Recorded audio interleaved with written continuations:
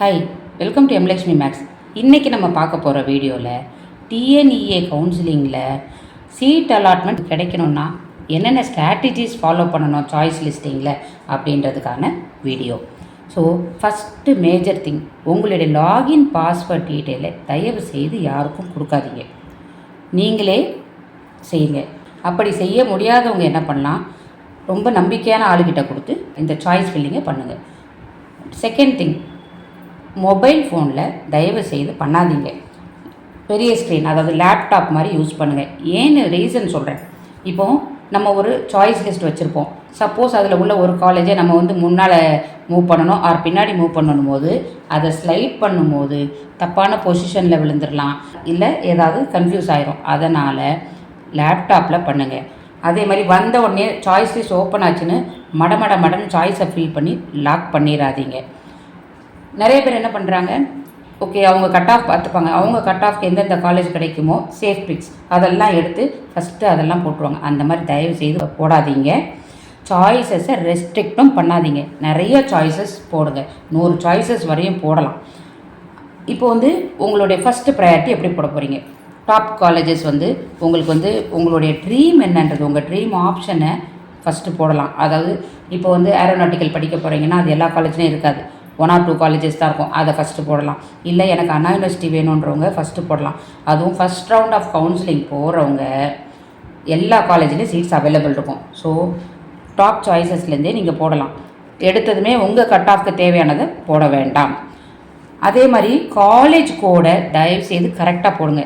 ஏன்னா similar names உள்ள colleges இருக்குது, கோடு தப்பாக போட்டிங்கன்னா காலேஜே மாற சான்ஸ் இருக்குது. அதனால் கேர்ஃபுல்லாக போடுங்க. காலேஜ் கோடு கரெக்டாக போட்டால் தான் நமக்கு என்ன காலேஜுன்றது ப்ராப்பராக டிஃபைன் ஆகும். அடுத்து பிரான்ச் வர்சஸ் காலேஜ். சில ஸ்டூடெண்ட்ஸ்க்கு எனக்கு இந்த பிரான்ச் தான் வேணும்னு சொல்லிட்டு டிசைட் பண்ணிடுவாங்க. அந்த மாதிரி ஸ்டூடெண்ட்ஸ் என்ன பண்ணலாம், ஸ்டார்டிங் ஃப்ரம் டாப் காலேஜ், இப்போ கம்ப்யூட்டர் சயின்ஸ் வேணும்னா அண்ணா யூனிவர்சிட்டியில் ஆரம்பித்து அப்படியே லைனாக போட்டுட்டு வந்துகிட்டே இருக்கான். வெறும் கம்ப்யூட்டர் சயின்ஸ்னால் கம்ப்யூட்டர் சயின்ஸ் மட்டும் போடலாம்.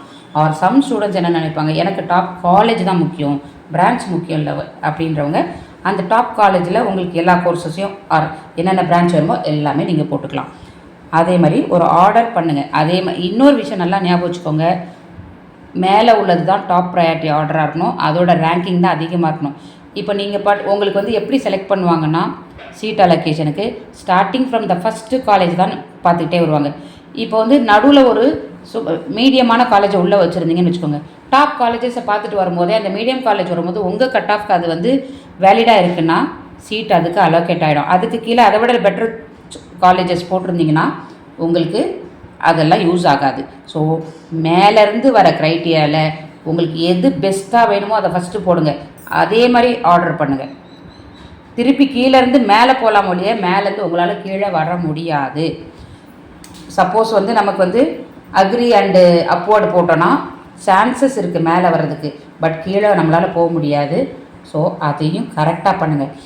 அதே மாதிரி நீங்கள் செலக்ட் பண்ணுற காலேஜஸ் அதுக்கு போகிறதுக்கு daily commute or hostel facilities, அதாவது டே ஸ்காலர்ஸ்னால் டெய்லி போயிட்டு வர்றதுக்கான ஃபெசிலிட்டிஸ், ஹாஸ்டல் ஃபெசிலிட்டிஸ், ஹாஸ்டலில் தண்ணி கரண்ட்டு இதெல்லாம் செக் பண்ணிவிடுங்க.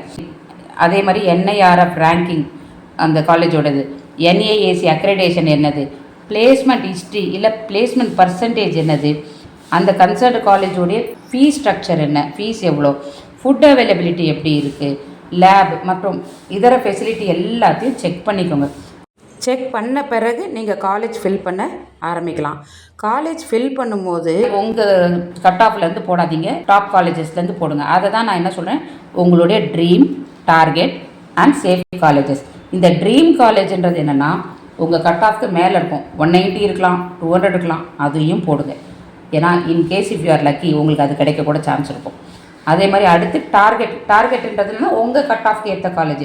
இந்த கட் ஆஃபில் எங்கேருந்து தெரியும் உங்களுக்கு, லாஸ்ட் இயரோடைய கட் ஆஃப்ஸை நீங்கள் டிஎன்இஏ வெப்சைட்லேருந்து எடுத்துக்கலாம். அப்போ அந்த கட் ஆஃப் போட்டோன்னா அதுவுமே கிடைக்குமான்றது தெரியாது. ஏன்னா ஒரே கட் ஆஃபில் நிறைய ஸ்டூடெண்ட்ஸ் இருப்பாங்க. அதனால் நம்ம என்ன பண்ணணும், சேஃப் காலேஜஸ்ன்னு கொஞ்சம் நம்ம கட் ஆஃப்க்கு கீழே இருக்கிறதையும் ஒரு லிஸ்ட் எடுத்துக்கோங்க.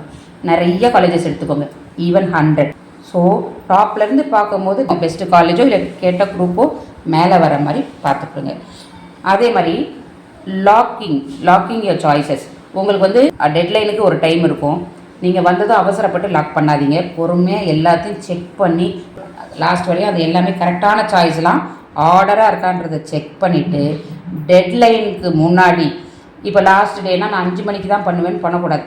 அது மாதிரி ஃபஸ்ட்டு வந்த நாளும் பண்ணணும்னு அவசியம் இல்லை. கொஞ்சம் ரிலாக்ஸாக உட்காந்து தவறு இல்லாமல் பண்ணுங்கள்.